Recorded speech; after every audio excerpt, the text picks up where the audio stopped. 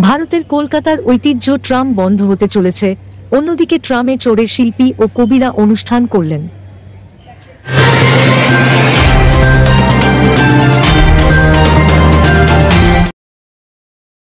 28শে September শনিবার কলকাতার ঐতিহ্য বহনকারী ট্রাম বন্ধ হতে চলেছে। আস্তে আস্তে বিলুপ্ত।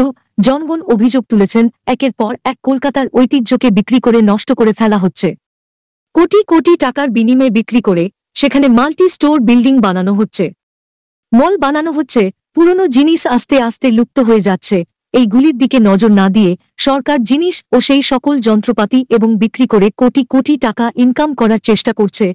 এটা হতে দেওয়া যাবে না। আমরা তাই প্রতিবাদ জানাচ্ছি। অবিলম্বে ট্রামগুলির প্রতি দৃষ্টি আকর্ষণ করুক। কলকাতা মহানগরীকে আবার নতুন করে সাজিয়ে তুলুক। পুনরায় আগের মতো ট্রামের যাত্রা শুরু হোক।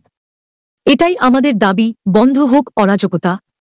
সমরেশ রায় ও শম্পা দাস, CTN TV, কলকাতা।